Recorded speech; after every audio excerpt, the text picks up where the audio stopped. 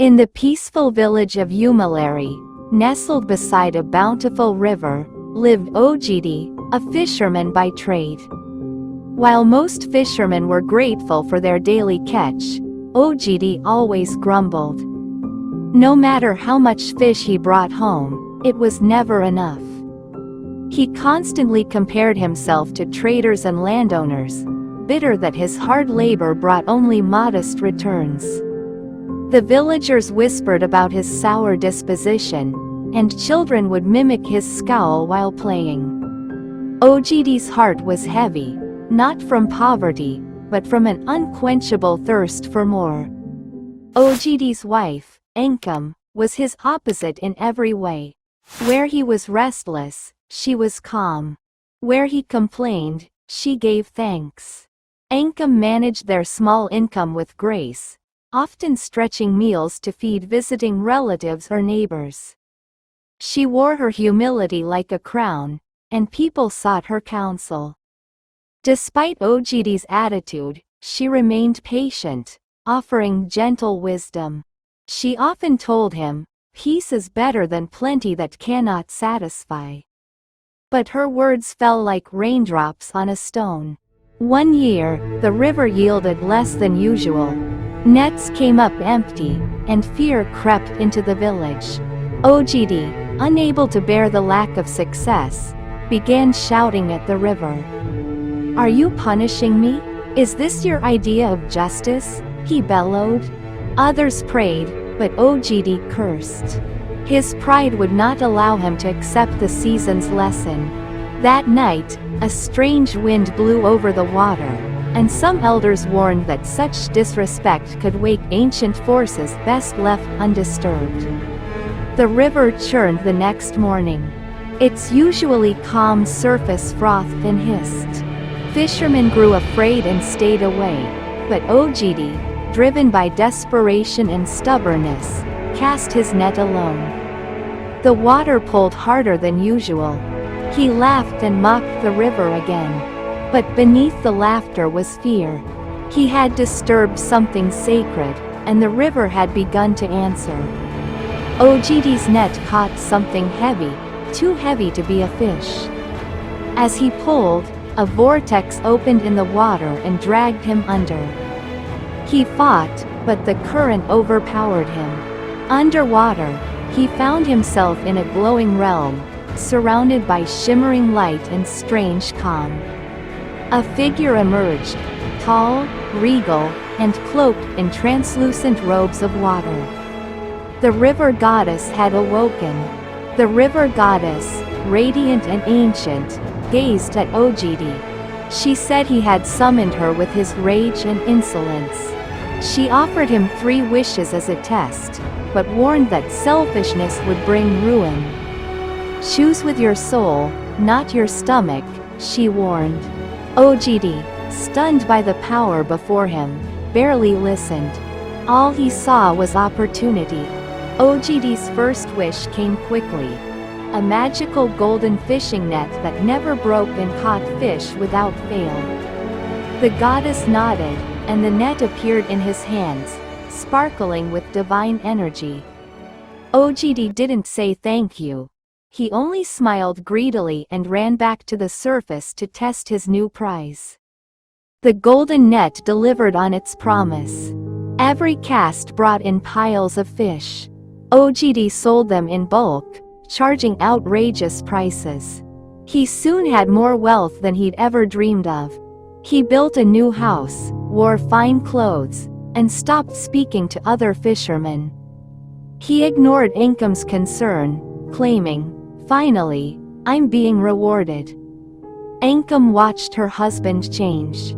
His laughter became cruel, his generosity disappeared. She warned him, "The river gives, but it also remembers. You were not asked to pay for that net, but that does not mean it was free." Ogidi scoffed. In his mind, Nkem was just too small-minded to understand his new destiny. Craving more, Ogidi returned to the river at night and made his second wish: endless gold. Bags of coins rained from the sky into his home. He laughed maniacally, unaware that with each bag, he dug himself deeper into isolation and danger. Ogidi's once simple home became a palace, but a lonely one. Villagers no longer visited. He hired guards, fearing thieves. Even his children stopped playing in the courtyard. Nkem now lived like a stranger in her own house. As expected, envy brought trouble. One stormy night, masked thieves broke in. They looted and burned the mansion, fleeing with Ogidi's gold. His guards abandoned him. He was left with ashes and ruin. Even then, Ogidi refused to see his error. He claimed the goddess had tricked him. He blamed Nkem for not supporting him fully. Nkem said nothing, but packed her things and moved to a smaller hut.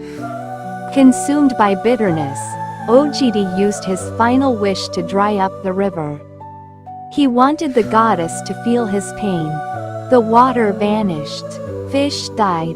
The once thriving village faced hunger and despair.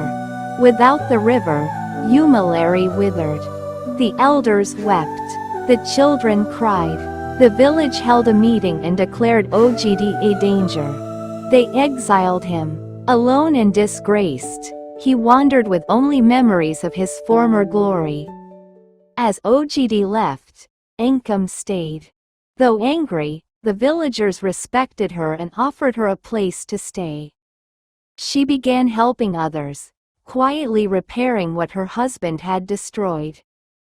Ogidi roamed the forests and slept under trees. He drank from muddy puddles and begged in nearby towns. He saw how quickly wealth faded without wisdom. Meanwhile, Nkem thrived through hard work and kindness. She planted crops, traded herbs, and cared for orphans.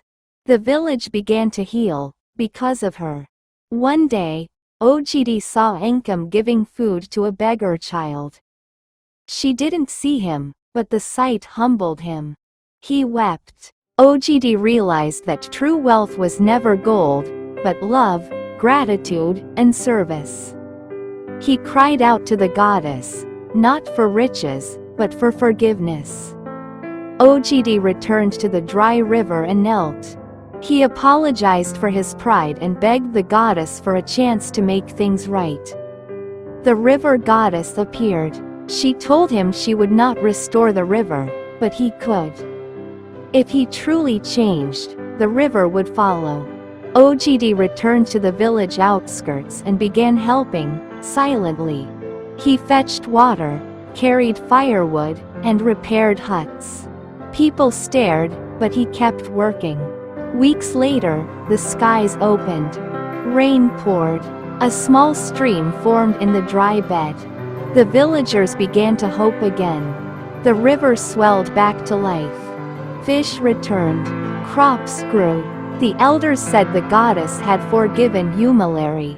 The villagers invited Ogidi back. He stood before them and apologized, not with excuses, but with tears. They forgave him. Ogidi built a new, humble home beside Nkem. He fished just enough, shared the rest, and never asked for more than he needed. He began mentoring young fishermen, telling them the full story of his folly. They listened in awe and respect. Nkem started a community garden that fed widows, children, and travelers. Her legacy bloomed far beyond Ogidi's golden days. Ogidi sat one day by the river, holding Nkem's hand. Children laughed nearby.